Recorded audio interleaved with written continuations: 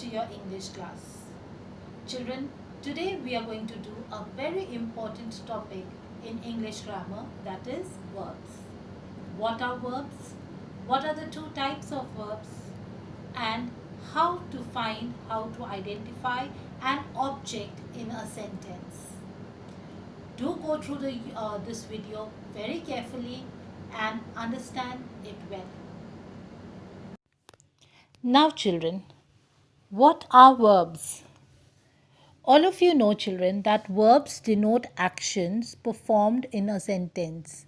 They are also commonly known as action words. For example, when we say, the cat chased the mouse all around the room. Over here, chased tells you the action of the cat. That is, the cat chased the mouse. So, chased is the verb. The next example, Rita played songs on her new MP3 player. Now, what did Rita do? Played. She played songs. So, over here, played is the action word, it is the verb. Similarly, the third example, the weightlifter lifted the weights effortlessly. Over here, lifted is the verb. My brother lent me his watercolor set. Now again, what did my brother do? He lent. So all these action words, chased, played, lifted, lent, these are all examples of verbs. Further, children, verbs can be classified as transitive and intransitive verbs. Now, what are transitive verbs? Transitive verbs are the verbs which require an object to complete their meaning. That is, they are incomplete without an object. For example, Virat Kohli plays cricket. So, over here, Virat Kohli plays, if we say Virat Kohli plays, it does not make complete sense. It requires some words to complete the sense. So, that is an object. How do we find the object? By asking the question, what? Virat Kohli plays what? Virat Kohli plays cricket. So, the object over here is cricket. I gave him a gift. I gave him what? A gift. So, gift over here is the object. And I gave whom a gift? Whom did I give? I gave him. So, gift and him are objects. Intransitive verbs are the verbs which do not require an object to complete their meaning. For example, the actor appeared exhausted. Okay, that the actor, he looked exhausted.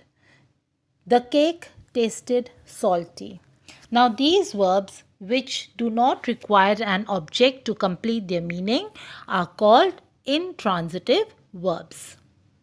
Now, how do you find the object of the verb?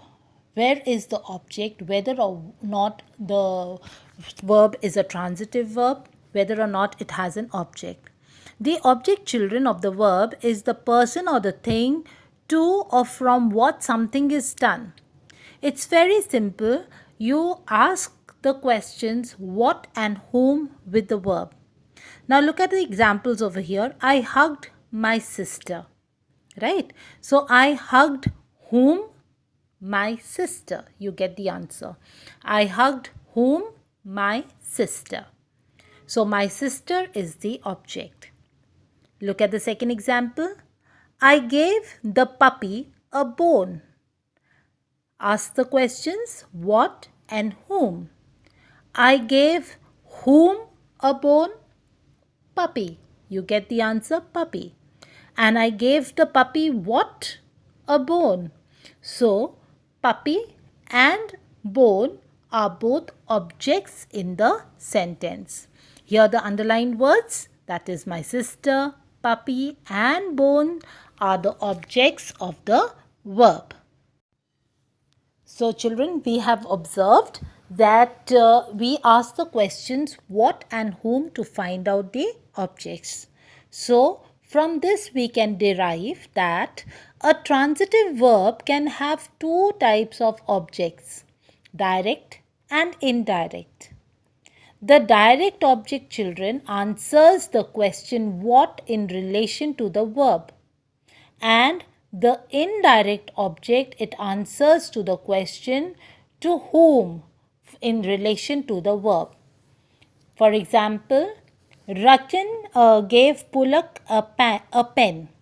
So, when we ask the question, Ratan gave what? Ratan gave what? We get the answer, a pen. So, the answer that we get with the question what is the direct object. Hence, pen is the direct object of the verb gave. And when we ask the question, Ratan gave to whom? Ratan gave the pen to whom? The answer we get is Pulak. Hence, Pulak is the indirect object of the verb gave.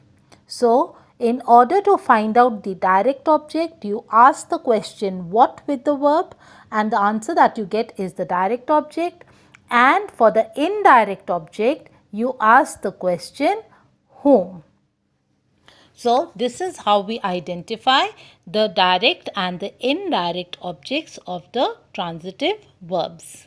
I hope all of you have understood what are transitive and non-transitive verbs, how to identify the direct and the indirect object in a sentence. Now, on the basis of your understanding of this video, please work out exercise A from your grammar textbooks. We shall be discussing the same in the Zoom class. Stay safe. God bless you all.